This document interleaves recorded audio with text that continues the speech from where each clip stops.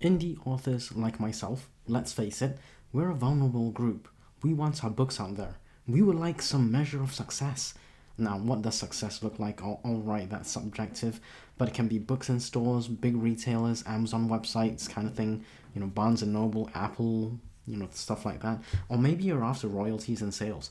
Well, I'm happy to report that these are both possible. That's the good news. Now, the not so good news is that there are predators who know these are things you and I are looking for. And guess what?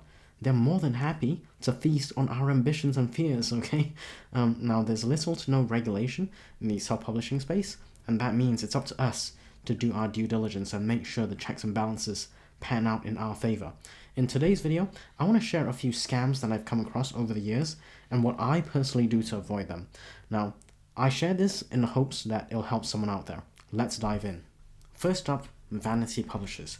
Now, these are basically businesses who want to supposedly help me publish my awesome book, and usually they charge an arm and a leg for it, and the contract terms tend to not favor me as the author. They tend to favor them as a business.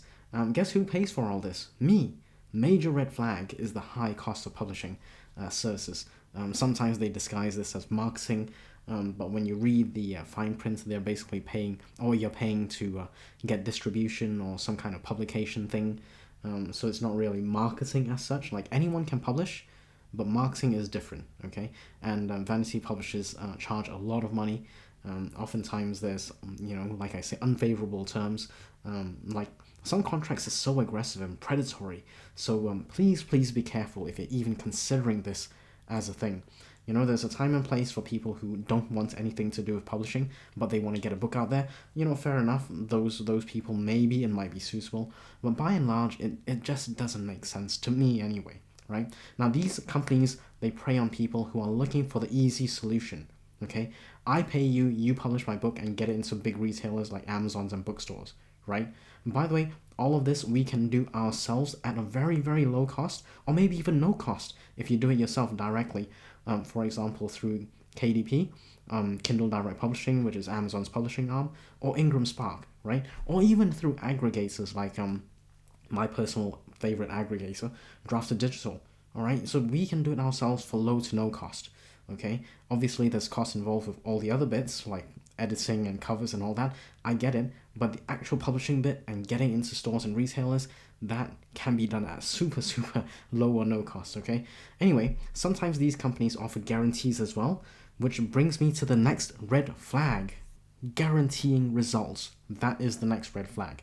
No one, I repeat, no one can guarantee results, okay? Now, if I see a business or services guaranteeing that I'm gonna make X sales or Y royalties, I'm always like super cautious. It's a major red flag for me.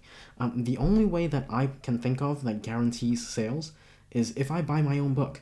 Okay, if I buy my own book, I am guaranteed a sale because I'm buying it, right? Which would mean I'm funding it.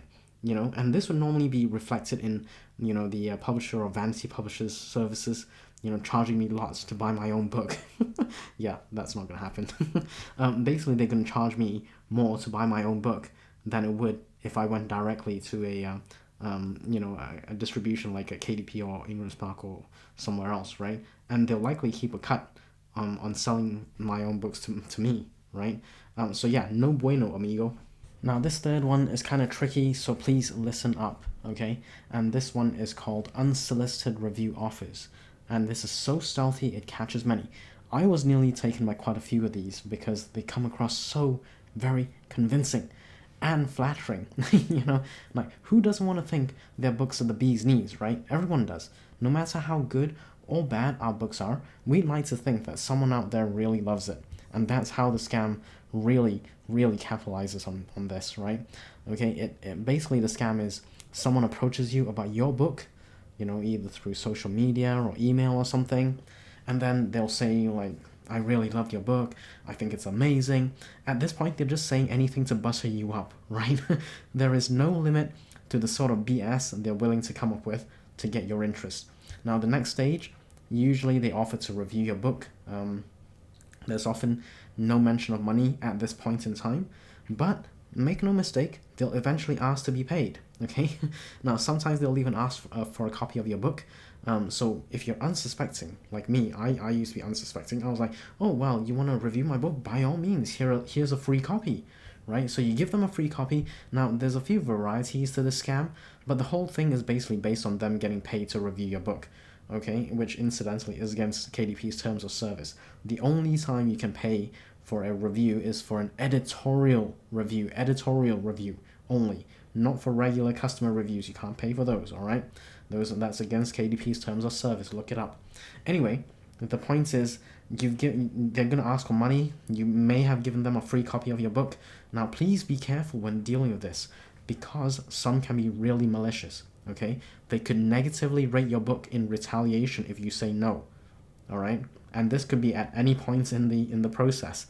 They'll straight out sometimes blackmail you, and they'll say, if you don't do this, I'm gonna review bomb your book with negative reviews, or maybe they'll be like, I'll send it to pirate sites or whatever. Yes, people suck. That's why this is the one scam you have to be really, really careful of. Okay, now don't forget to boot the like button if you like any of these so far. Now, there's no shortage of scams these days, but let me share a few things that I do to avoid these scams. Now, oftentimes scammers, this is not the first time they've done this, and the more slick the sales pitch, the more certain you can be sure that these people have done it before and they've taken others before, which is a great shame. Anyway, I would like to show you a few resources. The first one is Writer Beware. Okay, now the website and the scams list that they have, outstanding resource. Always check here. If you do a simple search or find function on the scams list or something, you can save yourself a lot of heartache, okay? So always check Writer Beware's website first. The next two are depending on which one you're using, okay? So Alliance of Independent Authors, they have a services rated, so companies that offer services. So that's number one, you have to check that. And if you're doing book awards, then you probably want to check the awards rating website for Alliance of Independent Authors. So these two you definitely want to check. So depending on which one you're using, services or book awards, check those two. It takes like a second. They've got like a legend there. It tells you whether you should be cautious or whatever, or maybe they wholeheartedly agree with it and it's fine. There's a recommended one. So check it, because it literally takes seconds, okay? And it could save you so much heartache, so much problems down the line. If it's, for example, highlighted in red, you probably want to avoid it, okay? So yeah, a simple check on Ally's website, 100% worth it. The next way I try and avoid scams is I try and do a Google search. Now, take this with a pinch or maybe a mountain of salt, okay? So the reviews that come up from any Google search, they may be biased, all right? So you may see people expressing their views one way or another. So for example, okay, if a company wants to skew their reviews to be more positive for them, they might offer services or bonus things for free, provided users write a review for them. And guess what? Users are going to go and write positive reviews because they want the freebie. They don't want to get penalized for, or maybe risk losing the freebie by not doing a positive review. So that's how some companies can manipulate reviews, okay? That's probably not the most honest way of doing things, but some people do that, and you need to be aware of it. Now, on the other side of this are reviews by people who use the company for services or products or whatever, and they feel like they've been taken for a ride somehow, okay? Maybe their expectations didn't match what was delivered. Who knows? I don't know, right? But basically, they're like unhappy about what they got, and their reviews are going to be biased and tainted. So basically, those negative reviews could just be skewed because the individual was having a bad day. Who knows, right? But the bottom line is this: take reviews, especially when you do a Google search and stuff, take it with a grain of salt. Final one from me for how I try and avoid scams is I check with authors and author communities. Now, these can be a great resource provided you're not in a toxic community, okay? Now, what's a toxic community? Well, it depends, all right? So, for example, I don't look at the KDP community as a positive one. I go in there, the KDP community forums, and it's so toxic. It's like troll comments everywhere, so much negativity, a lot of bashing. Anyway, if you go read a few articles, you're going to see what I mean. I read it for entertainment purposes, not for getting better at my craft or looking for unbiased or thoughtful perspectives. Okay, so that for me would be a toxic community. So personally, I like to stick with safe spaces run by well-respected people in the community. Now I know this is subjective, I get it, and I don't want to sway you, but I'll go to people. I suggest you go to people. So I go to people who I vibe with, who I believe are truthful and honest on social media, or YouTube, or wherever, and then just start from there. Keep an eye out for more of these types of people. Maybe they even appear on allies list. So do all these checks, do all these searches, and see if you can find authors and author communities that are going to be honest and truthful with what they have to deliver. And then you can check with them or in their communities about services or whatever it is that you're checking out. Okay, so that's another fantastic resource that I've used over the years to avoid scams. If you're looking to get book reviews the legit way, check out this playlist where I show you the companies and services I personally have used and recommend. Click it right here. Or if you're starting out on your self-publishing journey, click on this video here where I share 6 100% free resources that I wish was available back when I started all those years ago. Hit that like button. I'll see you there.